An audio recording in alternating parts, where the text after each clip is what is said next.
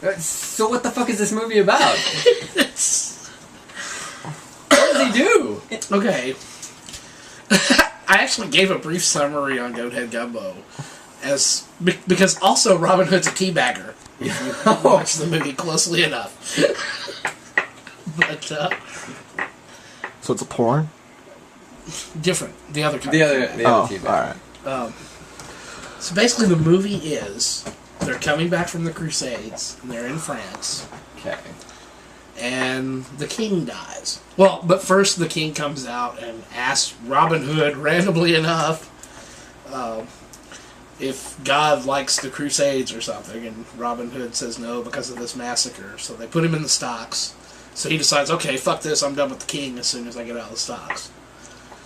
The king dies, so they have their little servant boy free them, and they run off to the woods. So with the king dead, people are going to have to pay their way back, and ship prices are going to go up because of the invisible hand of the free market. So, as they're going to the coast, they meet Robert Locksley, who is not Robin Hood. He's Robin. There's Robin Locksley and Robin Longstride. And Locksley has the crown and is returning it. But they get ambushed by this guy who's half English and half French. It's like a bad episode of Highlander.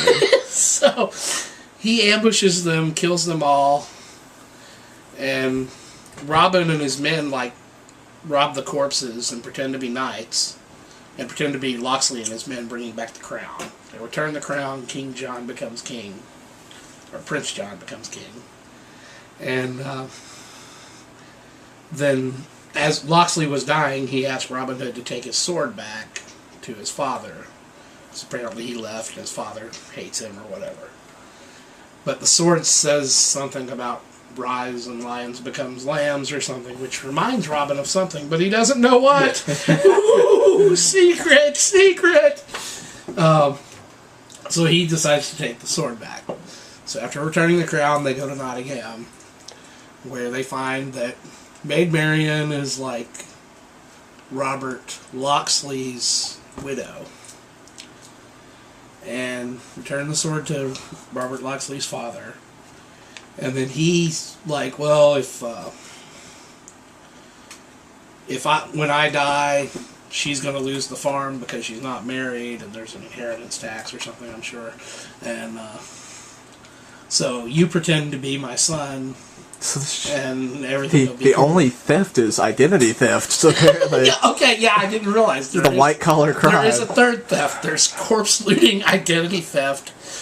And then they meet Friar Tuck and all this. All the grain's been stolen by these, Lord of the Flies lost boys who live in the forest and only come in on the 1st and 15th to pick up their welfare checks. And they've stolen all the grain except the grain the church has, which is going to the church in York or wherever. So, but Friar Tuck's got illegal bees. And Robin's like, well, what if they find out about the bees? Friar Tuck's like, well, what if the grain doesn't get there? So, in the only actual Robin Hood style robbery in the whole freaking movie, they steal the grain. And what do they do with it? Do they give it to the poor? No, because the poor would just buy crack with it. They use it to sow the Locksley fields. And that way everybody will have jobs, and it's like trickle-down economics at work. So, while all this is going on, this Godfrey dude who's half English and half French and half black, probably, possibly a Muslim, who knows? What's his name? Godfrey. Oh, I was thinking of Gilbert Godfrey. No, it's just this guy. He's going around, burning places down who haven't paid their taxes and stuff like that, and getting all the lords pissed off at the king. And he's claiming he's the king's, main man and collecting. And William Hurt's in there somewhere, just kind of hanging out, occasionally talking to the queen. But he's going and burning places and pissing all the lords off, so they're getting ready to revolt against him. And then Robin finds out that his father, the guy whose son he's pretending to be, knew his real father, who was a stonemason and invented the Magna Carta. Cool. So Robin Hood shows up where all these lords are about to get ready to get mad on King John, and tells him, you've got to sign the Magna Carta. And King John's like, okay, I'll sign the Magna Carta, but first we got to take care of the French who are about to invade.